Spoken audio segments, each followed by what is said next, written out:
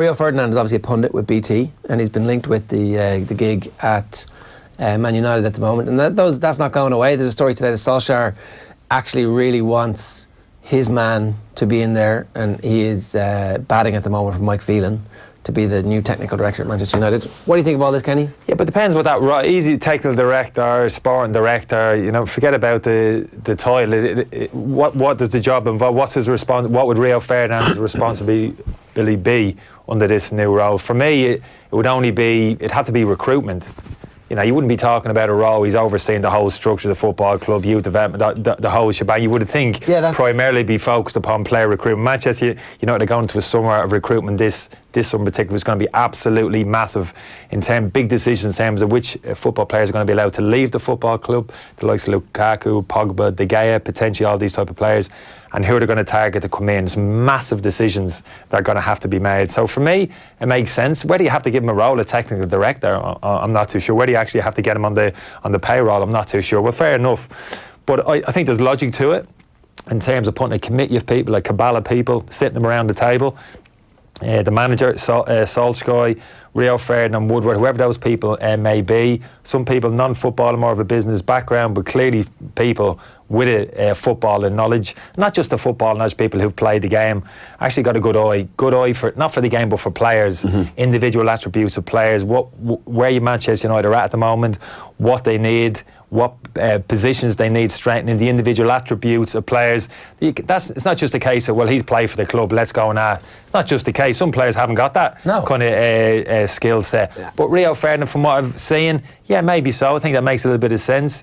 Gary Neville, all the Manchester United pundits now, like a very strong opinion based in terms of what Manchester United need, etc. I'm sure they have the best interest of the club. So someone like Ferdinand, yeah, I can understand it, bringing him into the football club and getting his opinion, his recommendations. Maybe not just that, maybe involving him a little bit more, embedding him maybe into the football club. Yeah, possibly so. But the title, the title doesn't bother me. It's what he's actually going to do, how he's going to help the football club, what skill set does he have. Shouldn't the person in charge of recruitment also have some understanding of the talent pool that's in the club?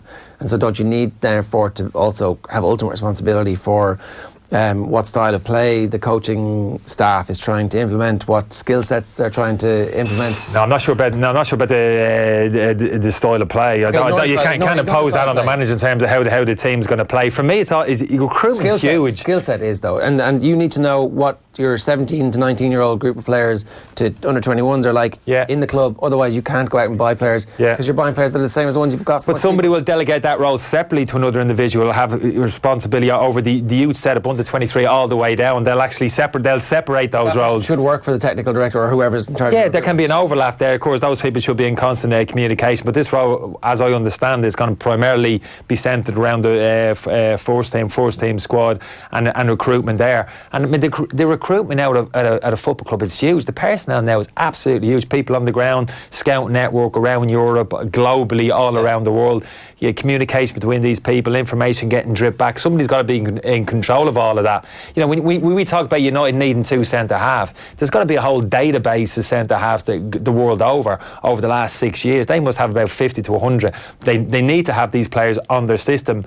Age, are they available, the type of players that they have. All this information should be computed, should be laid out there, but somebody's got to control it. Someone's got to drive all of that, and ultimately he's got to look at that information and eventually go to the manager and put 4 or 5 names on the table and say these are the players we can get. And it's the culture, I all these United boys that are in the media, they keep talking about the United way, the culture that Solskjaer got that when he came in first, which is why he started getting results. They were playing the United way. They were all saying this, but I think the role of these guys, when they're looking for players, they're looking for their talent levels, but I think what has to be on par with that are what kind of guys. What kind of guy are we buying here? It's fine to see the guy out on the pitch, and he's wonderful and he's a great player. But is he going to be? Is he going to be a good fit for the dressing room? Is he a good fit for the club? That has to be. I would say with guys like Ferdinand or one of these fellas, if they got a role like that, that'd be their biggest thing is go dig deeper than just the stats and the results and what way he plays at. And is he actually going to be? Is he steely tough? Is he going to be the good player for this club? Is he going to buy into the philosophy? And that underage setup is important, but that's where you build a culture.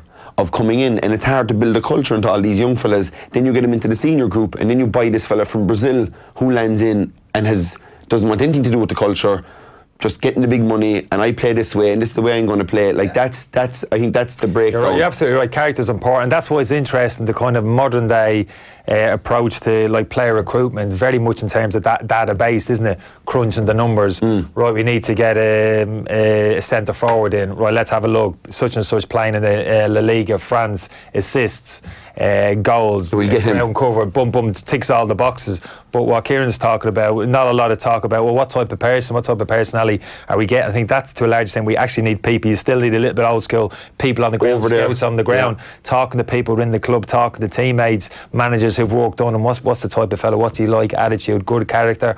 What's his background? Boom, getting collating all that information as well with the type of stuff, the data stuff that we're talking about, and putting all that together and saying, yeah, potentially this is a Manchester United player. That flaw is huge. Like that flaw of not being a good teammate, or not buying into the philosophy of the club, or just being no dickheads allowed. Like it basically don't bring in that type of. Yeah, but nobody knows if that structure's been in place at Manchester. I don't know. I know Ed Woodward's been buying players in, but who's Ed Woodward? It hasn't been in place. Like this one. Yeah, it's PlayStation buying. Like it's what a lot of it is. Like it's like you do at home playing. Hold on, I need a strike. I'll go buy this fella. He's a good player. He's got good stats. He's got good numbers. I'll buy him, throw him up front. He'll be great. But that's a computer game, and that's what we talked about it on Shot Clock last week. 801 million spent on all these superstars or great big names, but actually were they the fit?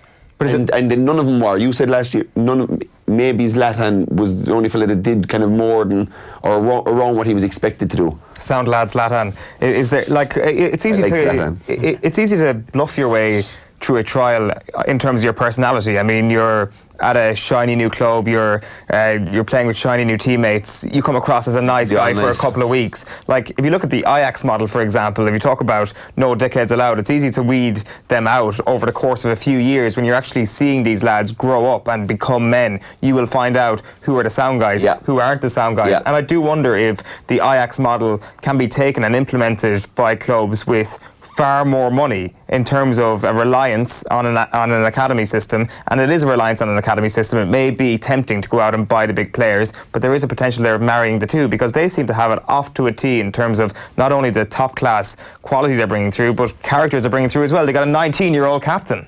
Yeah, but you can't say the likes of Chelsea and Manchester City haven't invested hugely in their youth setups over the past couple of years. Absolutely, they're not relying on it. Yeah, they're not relying on it because, Ajax are relying on it because they can write a checkbook for 20, 30, 40 million. So they're totally dependent on it. The likes of Manchester City and Chelsea, etc., they're not Manchester. With their revenues, they're not. If you can marry them both together, absolutely. You have a very successful youth system. You promote those type of players with the kind of values, the type of characters that you want, absolutely right. But you're never going to get 11, 15 of them coming through the youth team. You get 2, 3, 4, absolutely. So you're going to have to look to the global market, the European market, to go and get those additional players, those top quality players to supplement what you already have, those younger players within the squad. So it's never going to be one or the other. At a club like Manchester United, Chelsea, Man City, it's going to be a marriage of both. So that's where Manchester United need to get. They've always had those youth players, probably gone away from that a little bit in terms of that conveyor belt youth coming through. You could see them getting back to that. But in terms of just getting your recruitment right, getting the right players in the door who are going to improve, spend your money wisely. Sounds a simple thing to say, but Manchester United haven't been doing that of late. Part of me feels like one of the things that they should do at the moment is cash in on David De Gea and just have a full reset and go,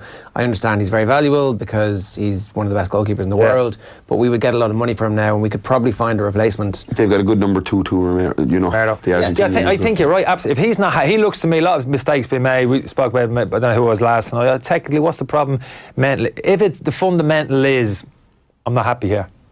Actually, I want to be somewhere else. Take the 100 million on offer. Exactly.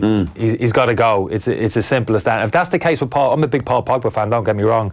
Personally, for me, going forward, I'd build a team around Pogba. But fundamentally, internally, if Pogba's made the decision, I want out, get him out. Get him out, get the money in. If it's Lukaku, whoever it is, and we're talking huge funds there. Yeah, we're talking. You get the Gea out the door there. Pogba, Lukaku. You're talking like 300 plus million for those 250 million. That's before you even have to find any money yourself. What's your gut feeling on Rio Ferdinand as a sporting director, yay or nay, if you had to make the call on it now? I'm not sure about his sporting. That's absolutely huge responsibility. Taking him in as part of, as a small part, yeah, absolutely. Listen to his voice, bringing him inside and saying, look, this is our recruitment setup at the moment. Have you got any ideas? What do you think? Potentially, we got it sitting down with Solskjaer. What are you looking for in the summer? What's your opinion? Who's out there?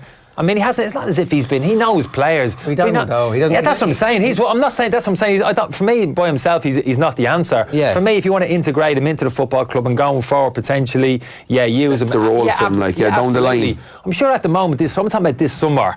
This window coming up, we're nearly there. All the great title winning teams. They need to be tagging players now. Yeah, but all the great title winning teams have found players on the bench of another team. So you think all the way back to Patrick Vieira kicking his heels at AC Milan, ends up being the best player in the Premier League for a couple of seasons. You think of Payet, not Payet. Yeah, West Ham. No, at Leicester. Leicester signed a bunch of players.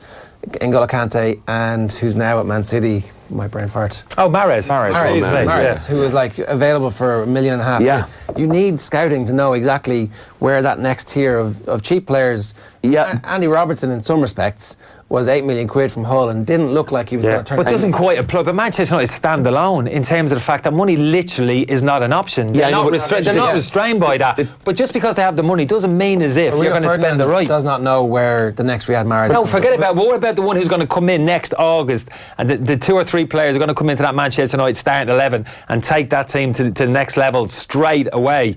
That type of player who's out there now playing at the top clubs in Europe.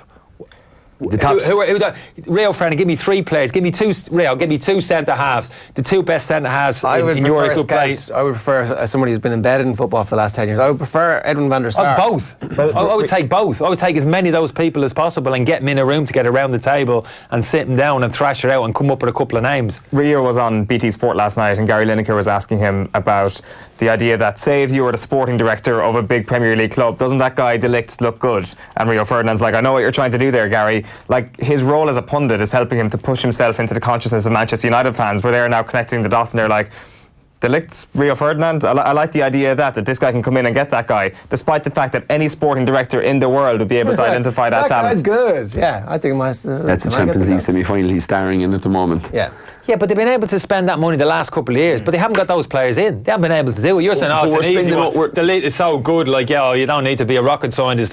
No, he's going to improve the team. That's been the case for the last 4 years. United have had that spending power, but they haven't done it. But they haven't got that player in. They need a negotiator rather than a scout. They need somebody to target the player initially, and I'd even argue possibly somebody with his footballing background, someone to actually sit down with the player, but across the table from that player, if it's De Ligt, 19 years of age, to sit him down, got all these offers across Europe. Somebody's at some stage going to have to sit him down and say, look, this is the best move for you, and this is why. And if Rio Ferdinand's making that pitch as opposed to Ed Woodward, for me as a player across the table, you'd prefer it. But fundamentally, we're missing something. The top Premiership teams are paying miles over the odds for everybody to get into the club, because if you own a club, or if you're a club and have a player over in Holland, and somebody comes and it's Man United coming and it's PSV and the offers are in, you're going to go back to United and say, oh, well, I know you offered us 30, thanks very much, but we rate this player 45 million. They know PSV aren't going to get back in the race, but they know United will be like, if United are desperate enough, like we saw with Matt and all these fellas, Matic, they kind of go, last second they just go, here's 45 million, but you're paying 50 million. What did you get Mahrez at? What did they get him at, $1 million? 800,000 or something? But as long as you get it right, 70 million for Van Dijk, but if he's the right player and he takes it to the next level, ultimately it'll be money well spent. As long as you spend the money right, you might be paying a premium, but just make sure the signing is the right one. That's what United haven't done.